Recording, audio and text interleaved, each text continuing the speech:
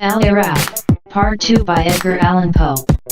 High on a mountain of enameled head, such as the drowsy shepherd on his bed of giant pasturage lying at his ease, raising his heavy eyelid, starts and sees with many a muttered hope to be forgiven what time the moon is quadrate in heaven, of rosy head that, towering far away into the sunlit ether, caught the ray of sunken sunset eve, at noon of night, while the moon danced with the fair stranger light, upreared upon such height arose a pile of gorgeous columns on unburdened air.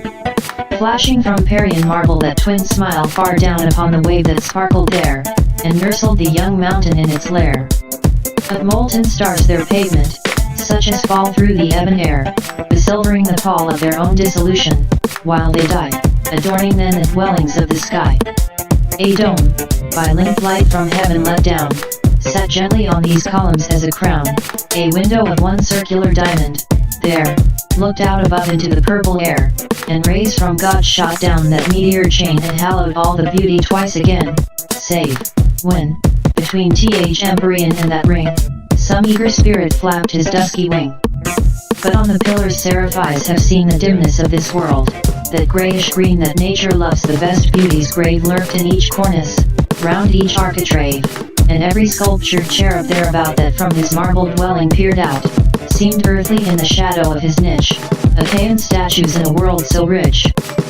Friezes from Tadmor and Persepolis, from Baalbek and the stilly, clear abyss of beautiful Gomorrah.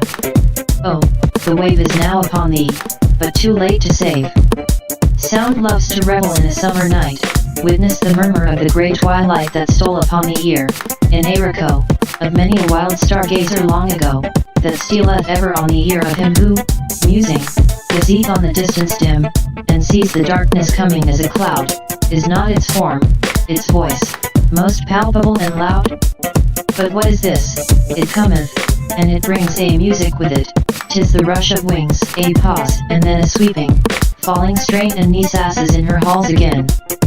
From the wild energy of wanton haste her cheeks were flushing, and her lips apart, and zone that clung around her gentle waist had burst beneath the heaving of her heart.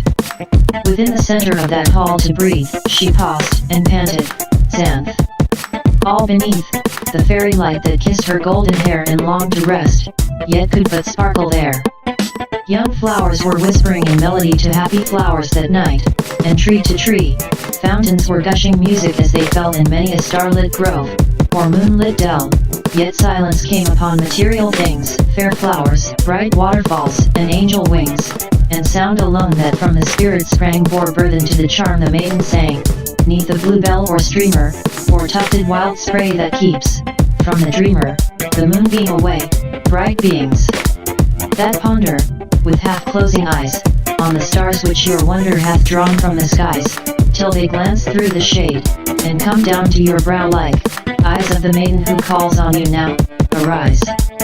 From your dreaming in violet bowers, to duty beseeming these star-lit hours, and shake from your tresses encumbered with dew the breath of those kisses that cumber them too.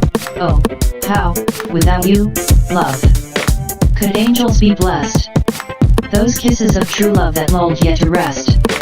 Ah, shake from your wing each hindering thing, the dew of the night, it would weigh down your flight and true love caresses, oh, leave them apart. They are light on the tresses, but lead on the heart.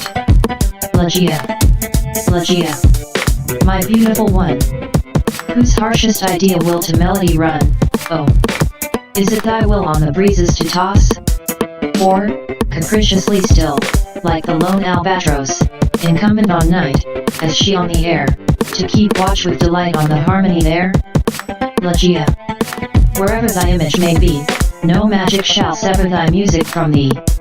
Thou hast bound many eyes in a dreamy sleep, but the strains still arise which thy vigilance keep, the sound of the rain, which leaps down to the flower, and dances again in the rhythm of the shower, the murmur that springs from the growing of grass are the music of things, but are modeled, alas, away, then, my dearest, oh.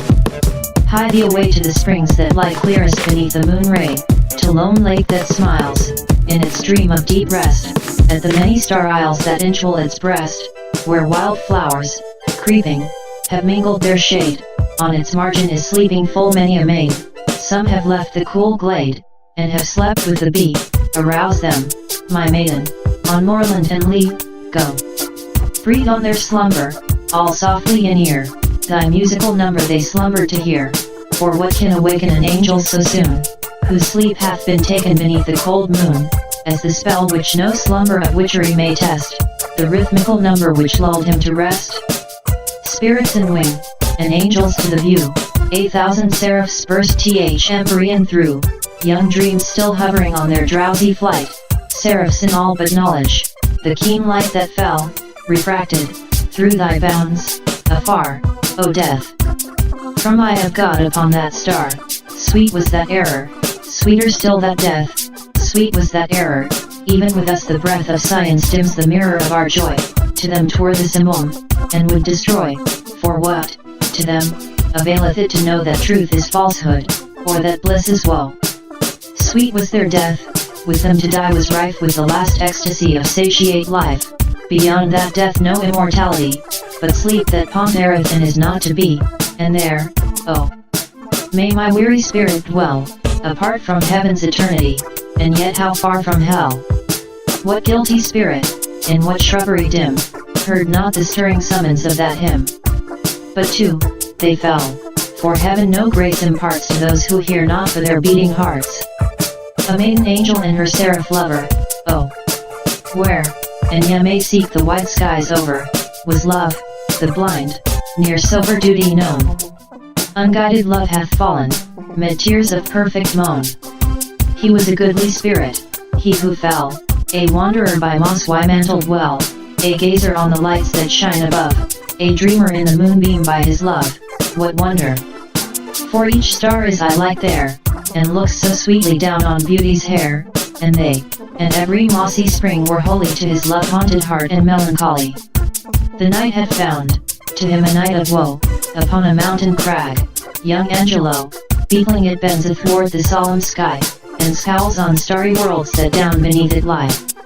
Here sat he with his love, his dark eye bent with eagle gaze along the firmament, now turned it upon her, but ever then it trembled to the orb of earth again. Ianthe, dearest, see, how dim that ray. How lovely 'tis to look so far away. She seemed not thus upon that autumn eve I left her gorgeous halls, nor mourned to leave.